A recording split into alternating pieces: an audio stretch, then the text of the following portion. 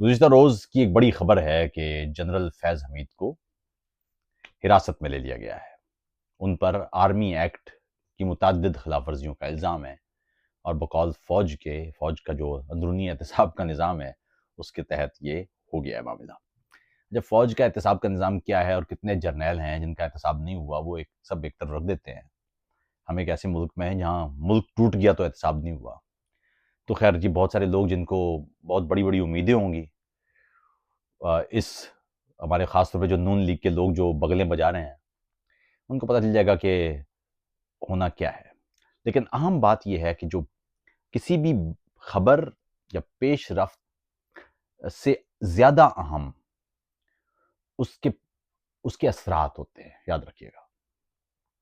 General فیض حمید کی گرفتاری، کیونکہ یہ کوئی پرانا جنرل تو ہے نہیں، یہ تو ابھی ریسنٹلی ریٹائر ہوئے ہیں۔ یہ جب ان کو چیف آف آرمی اسٹاف نہیں بنایا گیا تو انہوں نے ریزائن کیا، تو یہ پرانی بات تو نہیں ہے۔ ان کا اگر ان کی گرفتاری ہوتی ہے اور ان کو فیلڈ کورٹ مارشل کا سامنا کرنا پڑتا ہے تو یہ بڑا معاملہ ہے۔ اس سے کچھ نکلے گا یا نہیں نکلے گا وہ تو ایک الگ کہانی ہے۔ اہم بات لیکن یہ ہے، اس سے کچھ نکلے یا نہ نکلے، لیکن ایک پریسیڈنٹ سیٹ ہو گیا ہے کہ جرنیل اس کو جواب دینا پڑ سکتا ہے۔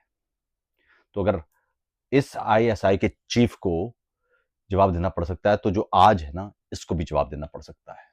تو اس لیے طویل المدتی بنیادوں پر یہ ایک بہتر کام ہوا ہے۔ لیکن اب آپ ذرا آ جائیں پیچھے۔ اس وقت آپ کو جتنی شورش نظر آ رہی ہے نا، آپ لگتا ہے کہ جی عمران خان کی جماعت ہے، وہ تو پتہ نہیں فن خان بن گئی ہے کوئی، اور لوگ قوم ساتھ ہے، تو وہ نا وہ بڑا۔ دوستو بات یہ ہے کہ دنیا کی تاریخ آپ پڑھ لیں، ایسا شاید ہی کہیں ہوا ہو کہ عوامی انقلاب سے کوئی ریاست بنی ہو یا کوئی ریاست ٹوٹی ہو یا کوئی ریاست یا حکومت گری ہو۔ یہ آپ کو جب بھی تاریخ میں یہ جو انقلاب نظر آتے ہیں نا، آپ ان کو غور سے مطالعہ کیجئے، آپ کو لگے گا، پتہ چل جائے گا اصل میں یہ ایلیٹ کی لڑائی تھی۔ ہمیشہ جو اوپر پولیٹیکل ایلیٹ ہے جب وہ لڑتی ہے تو آپ کو نظر آتا ہے کہ نیچے جو ہے وہ تبدیلیاں ہو رہی ہیں اور لوگ نکل آئے ہیں اور سارا کچھ ہے۔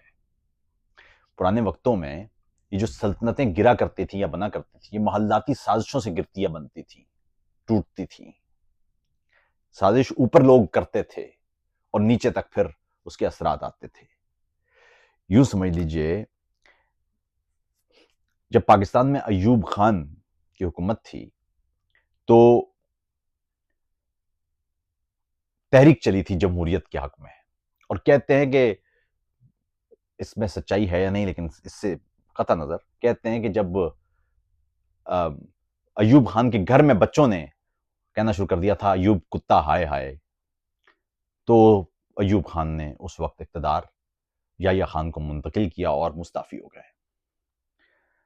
جمہوریت پسندوں نے لڈیاں ڈالیں، واہ واہ واہ واہ واہ، کمال ہو گیا جی، ہم نے اپنی جد و جہد سے اس جرنیل کو اتار دیا ہے اور یوں کر دیا اور وہ کر دیا ہے۔ بعد میں پتہ چلا کہ وہ فوج کے اپنے اندر کی لڑائی تھی۔ اسی طرح 1988 میں اس وقت جو ضیاء الحق تھے وہ منتیں ترلے کرتے پھرتے تھے کہ ان کی جان بچا لی جائے، کیونکہ فوج کے اندر ایک گروہ ان کے خلاف اٹھ کھڑا ہوا ہے۔ جب بھی یاد رکھیے گا، طویل کوئی معاملہ چلتا رہتا ہے نا تو اس کے اثرات آنا شروع ہو جاتے ہیں۔ جب بھی آپ طوالت دیتے ہیں نا اقتدار کو یا طاقت کو، تو طاقت کے طوالت سے مسائل پیدا ہوتے ہیں۔ ابھی شیخ حسینہ کی مثال آپ کے سامنے بڑی مضبوط تھی، لیکن طاقت کو طوالت ملی تو حالت ہی آ گئے۔ حالانکہ وہاں پر بھی پولیٹیکل ایلیٹ کی لڑائی ہے، خیر اس پر بات کریں گے کبھی اور۔ لیکن اہم بات یہ ہے کہ مشرف کے دور میں آپ نے دیکھا وہ 12 مئی کا واقعہ ہوا اور ججوں کی تحریک چل پڑی، افتخار چودھری اور ہم سب جیسے نوجوان جو تھے اس وقت، ہم نے کہا جی یہ تو بہت اچھی بات ہے، پہلی دفعہ کوئی جج کھڑا ہوا ہے، جرنیلوں کے خلاف ساتھ دیں گے، عدلیہ آزاد کروائیں گے، بحال ہوگی تو یہ ہوگا۔ بعد میں پتہ چلا کہ وہ کیانی نے پوری کی پوری تحریک چلوائی تھی مشرف کے خلاف۔ اور 12 مئی کراچی میں یہ مشرف کی آشیرواد کے ساتھ اس لیے ہوا تھا کہ مشرف نے بتایا تھا وہاں کے فوج میرے خلاف ہو گئی ہے. اور پھر ابھی یہ جو باجوہ والا پورا معاملہ ہوا، یہ باجوہ کے اقتدار کو جب آپ نے طوالت دی تو اس کے بعد پھر معاملات پیدا ہوئے. یاد رکھیے گا جنرل فیض حمید اس وقت پاکستان سیاسی طور پر، اسی طرح داخلی طور پر اور سماجی طور پر دو حصوں میں ٹوٹا ہوا ہے. یاد رکھیے گا ججوں کے اندر بھی اس وقت آپ کو پرو پی ٹی آئی اور اینٹی پی ٹی آئی لوگ ملیں گے، حکومت کے اندر بھی، فوج کے اندر بھی. پوری نسل تیار کی ہے آپ نے جس کو بتایا تھا کہ عمران خان ہی لیڈر ہے. جھوٹ پڑھایا تھا، صرف پروپیگنڈا سکھایا تھا آپ نے، صرف پروپیگنڈا. مجھے یاد ہے 12 مئی غالباً یا 11 مئی 2013 کا میرا ایک پوسٹ تھی جو میں نے فیس بک پہ کی تھی، اور لکھا تھا میں نے کہ 2013 کی بات بتا رہا ہوں، اس وقت تبدیلی اور یہ سونامی اور یہ چل رہے تھے. تو میں نے لکھا تھا کہ آغا وقار کی پانی والی گاڑی اور عمران خان کا نیا Pakistan, you can not defy the laws of thermo dynamics. آپ قانون جو تھرمو ڈائنامکس کے قوانین ہیں سائنس کے، ان کو آپ بدل نہیں سکتے. تو ہونا وہی ہے جو آخر میں آغا وقار کی پانی والی گاڑی کے ساتھ ہوا ہے. عام بات یہ ہے کہ اس وقت فوج، عدلیہ، یہ سب دو حصوں میں ٹوٹی ہوئی ہے. ایک طرف وہ لوگ ہیں جو سمجھتے ہیں کہ عمران خان مسیح ہے. اب آپ یہ دیکھیے کہ اس سال، اس دفعہ جو انتخابات ہوئے ہیں ان میں کوئی 15 ملین نئے ووٹرز تھے، 1.5 کروڑ نیا ووٹر تھا. اور یہ 1.5 کروڑ نیا ووٹر وہ تھا جو 2013 میں 8-9 سال کا تھا. تو اب آپ خود سوچئے کہ اس نے اس کے علاوہ کچھ دیکھا ہی نہیں ہے. اس کو کیا پتا پاکستان کیسے بنا تھا، کیسے ٹوٹا تھا، مشرف کا ماشاء اللہ کیا تھا، ضیاء الحق کون تھا، نواز شریف کیا تھا، 90 کی سیاست کیا تھی، بینظیر کون تھی، پاکستان ملک میں بھٹو کا اقتدار کیسے رہا، فاطمہ جناح کو کس نے مارا، کچھ نہیں پتا اس کو. اس کو وہی چیزیں جو بتائی گئی ہیں وہ پتا ہے. اور اس کی نظر میں عمران خان مسیح ہے. وہ کچھ کر لے، بدترین کرپشن کرے گا، وہ کہ نہیں کہ کرپشن تو ہو ہی نہیں سکتی. بدترین آئین توڑے گا، وہ کہے گا جی آئین تو توڑ ہی نہیں سکتا. عمران خان کیسے توڑ سکتا ہے؟ آپ کے سامنے کی بات ہے. یعنی سامنے، ہمارے سامنے یو ٹرن لیا عمران خان نے. ایک طرف فوج فوج فوج فوج باپ ہوتی ہے تو فوجی ہوتی ہے. ہمارے سامنے ایک دن کے فرق کے ساتھ انہوں نے کہا جی نہیں، فوج تو میر جعفر ہے اور بھی صادق ہے پہلے. اور مزید دیکھیں کہ 10 مہینے تک انہوں نے کہا جی فوج میرے ساتھ کام کرے، فوج نیوٹرل نہیں ہو سکتی. اب تو آپ اس کا مطلب کہ عمران خان کا جو حامی ہے اس کو اس سے فرق ہی نہیں پڑتا کہ وہ کیا کہہ رہے ہیں. وہ کچھ بھی کہیں گے، وہ کہے گا جی ٹھیک ہے مرشد نے کہہ دیا. جو یہ ظاہر ہے یہ سیاسی شعور تو نہیں ہے، یہ تو شور ہے، اور یہ ریاست نے پیدا کیا ہے یہ شور.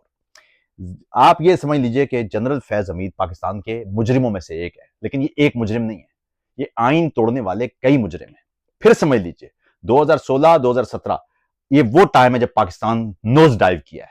اگر نواز شریف کی حکومت چلتی رہتی، یہ غلط طریقے سے ثاقب نثار، باجوہ، عمران خان اور یہ لوگ یہ حکومت نہ گراتے، عوامی طاقت کے ساتھ وہ خود ہی حکومت گرتی، پھر عمران خان پیدا آتے. عمران خان اس کو جس طرح ایک پورا ٹرانزیشن چل رہا تھا معاملہ، عوامی ووٹ سے آتے. آپ 2018 کا انتخاب چرا کے آپ نے لوگوں کو غلط سزائیں دے کے، جعلی مقدمے بنا کے، توڑ کے، اور جعلی مقدمے بھی کون سے، ہیروئن کے اور اس انداز کے. اور کرپشن تو پرانے مقدمے 90 کی دیا گئے. بھائی کرپشن نے کی ہے تو مقدمے بناؤ نا. پھر نہیں، وہ تو ہم نے تو نہیں بنایا، کرپشن تو پرانے ہیں تو اس کا مطلب نئی کرپشن نہیں ہوئی ہے. 90 کی دہائی کے مقدمات چلائیں گے آپ. خیر، اہم بات لیکن یہ ہے کہ اس وقت جب تک اگر آپ ملک سے یہ ڈی سٹیبلائزنگ فیکٹر ختم نہیں کریں گے، اس وقت تک پاکستان آگے نہیں بڑھ سکتا. اور اس لیے ضروری ہے، عمران خان سمیت تمام پارٹیوں کو چاہیے تھا کہ گفتگو کرتے. اس وقت بڑا اچھا موقع تھا، فوج اس ڈیفنسو موڈ پہ تھی کہ یہاں پر لیوریج لیا جا سکتا تھا سیولین سپریمیسی کے لیے، لیکن وہ ساری کی ساری بات نہ کر کے عمران خان نے وہ ختم کر دیا. ساری پولیٹیکل پارٹیز اس وقت اکٹھی ہے، ساری. صرف عمران خان کی جماعت ہے جو کسی سے اتحاد کرنے کو یا بات کرنے کو نہیں ہے. وہ کہتے ہیں جی زرداری سے بات کرنے سے بہتر میں خودکشی کر لوں، نواز شریف چور اور ڈاکو سے میں بات نہیں کر سکتا. اور نیچے تک سب یہ نہیں بات ہو سکتی. تو بات نہیں بھائی، پولیٹیکل سفیر میں تو بات ہوگی، پارلیمانی جمہوریہ میں تو گفتگو ہی ہوتی ہے. اگر آپ کے سامنے جو بندہ ہے اس کے پاس 1% بھی ووٹ ہو نا، اس سے بھی گفتگو ہی ہوتی ہے. آپ گفتگو ختم نہیں کر سکتے، بند نہیں کر سکتے. خیر، تو اہم بات لیکن یہ ہے کہ جنرل فیض حمید سے ایک راستہ طے ہو گیا ہے کہ جرنیلوں کو سزا ہو سکتی ہے.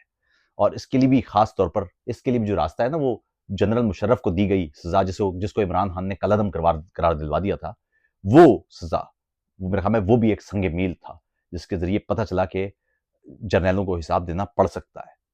آج اگر یہ ایک جرنیل پکڑا ہے آپ نے، اس کے ساتھ خیر 40-50 دوسرے لوگ بھی پکڑے ہوئے ہیں فوجی جو اس میں 9 مئی اور اس انداز کے واقعات میں شامل تھے، لیکن اہم بات یہ ہے کہ ان کو جو بھی قانون شکنی میں، آئین توڑنے میں ملوث ہے، جو بھی وہ نون لیگ کا ہے کہ زرداری پیپلز پارٹی کا ہے یا